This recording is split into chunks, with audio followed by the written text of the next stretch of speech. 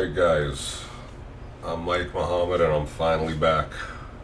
As you may notice, there's a bit of change of scenario going on here. I've moved. I'm living with my girlfriend now, and yep, my life has changed a bit. I've been very goddamn busy the last couple of months. Every now and then, the real life stuff ends up getting in the way of things like making YouTube videos, playing games, but I've been trying to spend some time playing games. It's just dealing with the whole move, buying furniture, building stuff, putting stuff together, organizing everything. It's been a big thing, so I'm finally going to try to get back to making videos more regularly now. And the thing about this move for me is because I moved right at the start of December and Metroid Prime 4 came out. And I really wanted to play this game, and I just have not had as much time as I wanted. I'm like maybe 2/3 or 3/4 through the game, but no, I haven't beaten it yet. I'm still trying to find time to beat it. It's not that I don't want to, it's just been a matter of dealing with the move, dealing with real life stuff, and now I'm finally getting around to really digging deep into this game. And I gotta say, this game has taught me one important lesson about life, and I think that lesson is I don't think I like other Metroidvania fans. I don't think I like them. I don't think I like other Metroid fans specifically. I just wanted to talk about this game a little bit, so let's put on some B-roll here. Yeah, for me, the Metroid series, I think I started with Super when I was 20 years old, and it's always been one of my favorite series of all time. Again, a lot of people have this concept in their mind of there's supposed to be a way that a Metroid game plays, right? But this is the thing about Nintendo, and particularly producer Kensuke Tanabe, is they have always had this trend of, even in a legacy series, like Mario, like Zelda, like Metroid, like Pokemon, with every single game, they always try something different, and this is a factor of Nintendo that is for better or worse at times. They experiment. Sometimes they hit, sometimes they don't quite hit, but they tend to have a commitment to always trying something a little bit different, not just sticking to the same old, right? And with this game, they tried the open hub world, they tried the bike, and a lot of people had problems with it. But to me, I would say, there's more good in this game than bad. I would say, for me at least, and it's okay if this isn't your favorite Metroid game. If you just don't like this game, that's okay. But I think to go and outright claim that the game is so bad and the game was so poorly designed, I think is just unfair. Not just to Nintendo, but to retro studios themselves. And I've said this before, I've found, generally speaking, it seems to be the PC gamers who are more impressed by Metroid Prime 4 than anyone else. And I'm a PC gamer myself, and to me, this game is like a technical marvel. And what I've noticed is no one in the Nintendo fan base actually appreciates this, for the most part.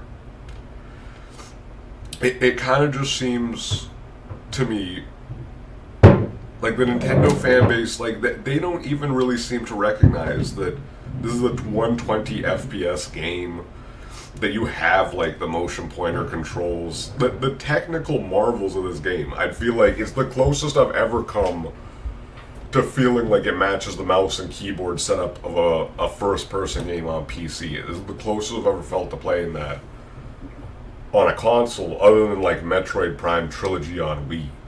A little bit about that too. Apparently Wii games are in fact coming to Nintendo Switch 2, but that's a video for another time.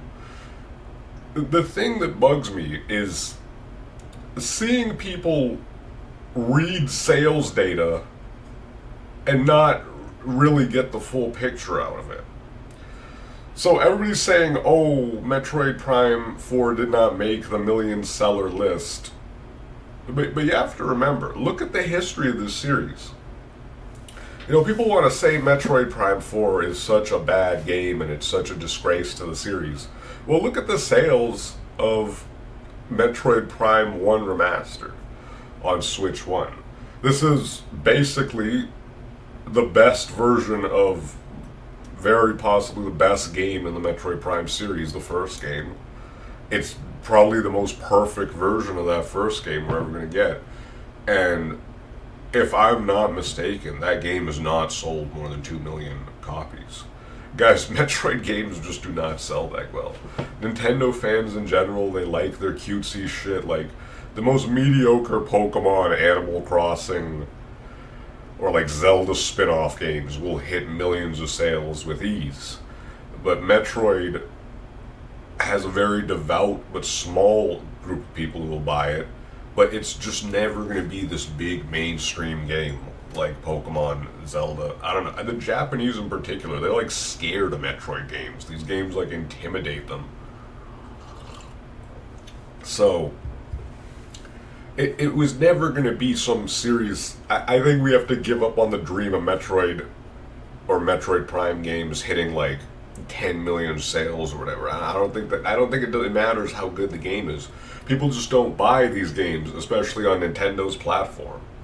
I think if this game was, or if the Metroid Prime series in general was more available on either PC or PlayStation, I think it probably as a series would have sold much better, but it's not. It's a Nintendo series. It was one of those original NES games that's still holding on as a series for so long. And I don't think we are ever going to see the series hit those kind of highs, personally. Not without changing what Metroid is into some cutesy bullshit game like Pokemon and Animal Crossing where Japanese people are going to like it. I don't think it's going to happen. This series is always going to be niche. And from what I've seen, Metroid Prime 4, a Nintendo representative apparently stated that yes, Metroid Prime 4 has sold 4 million copies, or sorry, 1 million copies. But those 1 million copies are between the two different versions. So there's a few considerations. First of all, we only have 1 month of sales data to read off of. And secondly, we only have this is the first time Metroid Prime has been a cross-gen title. This is the first ever Metroid Prime game, as far as I'm aware, that has been a cross-gen title. So it's releasing on both Switch 1 and Switch 2 at the same time. And you have to think about what that means for it to not make the million mark, but still sell 1 million. That means the sales could have been like, let's make up some numbers of potential, like, hypotheticals. It could have been 600,000 on Switch 2, and then 500,000 on Switch 1. That would have been 1.1 million, you know? On the higher end, it could have been like 900,000 on both platforms. I doubt it was that high. But it could have been like, let's say 800,000 Switch 2 copies and like 600,000 Switch 1 copies. So it would have been 1.4 million in total. So, and again, this is 1 month of sales. So when people keep saying this game sold so terribly, to me it never made any sense, because when we looked at the Amazon bestsellers lists in most Western countries, this game was selling very well. The pre-orders were going through very strongly. So for it to not hit 1 million doesn't seem to make too much logical sense. So I do think that all these people claiming Metroid Prime 4 sold so badly, they might be very surprised when we get the next Nintendo financial report. And it may turn out that Metroid Prime 4 actually sold closer to 2 million. I think that's a very, like, strong possibility, actually. So, like, I don't know. I think people need to just chill on this game. Like, I think a lot of a lot of this game is just more good than bad to me. There are things that I find bad, so I'll start with bad. Soul Valley could be better. Soul Valley most definitely could be better. There should be an option to, like, tell Miles to shut up or something, just a little bit. Like, there's just times where you're going through the desert doing the side stuff, and this guy just keeps messaging you. We're in the mines now, Samus. All right, bro. I heard you the first time, dog. You don't have to keep saying it. So little stuff like that. And again, I think something like that is probably relatively easy for Retro Studios to patch. We've just seen Donkey Kong Returns getting a very substantial update that basically turned that game from a poor remastered into a very good one. So I think the possibility is there for Retro Studios to kind of just update Prime 4. They cannot fix fundamental issues, I think, like Soul Valley not having quite as much content as we want. I don't think that's quite a solvable thing. There may be little ways to improve it, but at its core, it's just not as substantial as one might have hoped for an open hub world. But little things like Miles not talking as much, little things they could improve to just, you know, kind of shave away those criticisms to say, hey, we fixed it, we improved it. Things like that could be done. One thing I would really actually like to see is like a multiplayer mode. I think a multiplayer mode, they've tried this with like Metroid Prime Hunters and Federation Force, but these were DS and 3DS games, so they didn't have the hardware power. Now we have the hardware power. We have like the motion control from the Joy-Cons as an input method. We have the mouse controls. I think now would be a really good time to try multiplayer for Metroid Prime 4. Or if you want to make, I don't know if they want to make a spin-off game or something, but I just think a better idea would be to just add more value to the game by making some sort of multiplayer mode within it. And I don't know if they would market that as DLC or a free update, but I think that would be one way to make Metroid Prime 4 a more valuable game. And you know, this is why I don't like Metroid people, is because like they'll be like, oh, well, that's not Metroid. The atmosphere, bro. It's all about solitary atmosphere. Well, okay, but not every Metroid Prime game needs to just be the same thing as the games before it. Look at what we had before. The first game was kind of just Super Metroid in 3D. The second game tried something very different with the Light World and Dark World. The third game had a bit more of a hub zone. And now with this one, we have like an open world type hub zone. And also, people are not really giving credit to how good some of the abilities in this game are. Like, they are really psychic versions of previous abilities, but they usually have something added to it to give it a little more dimensionality and separate it from the previous entries. So for me, Prime 4 is not the best game in the series. I think Prime 1 or Prime 2 is still the best game in the series, but it's a great game. It's a technical marvel of a game. I think the boss battles, like here, they're showing some of the boss battles here. I think some of the boss battles in this game might be the best boss battles in Metroid Prime. So I really do think people need to relax on Metroid Prime 4. This game sold over 1 million copies. It's probably going to continue eventually to possibly hit 2 million or more. I would say it's a pretty great game. Maybe it isn't the best Metroid Prime game, but you know what? I enjoyed it. Anyways, I you know what? I remember like Hollow Knight fans.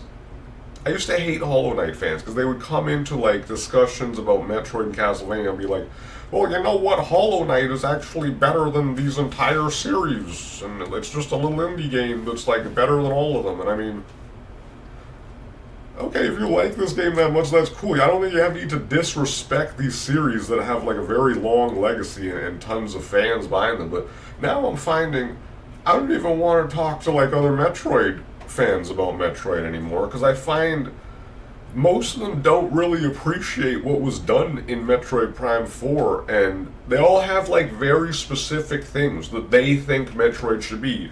And when Nintendo decides to try something different, they get so upset about it. I would say, you know what?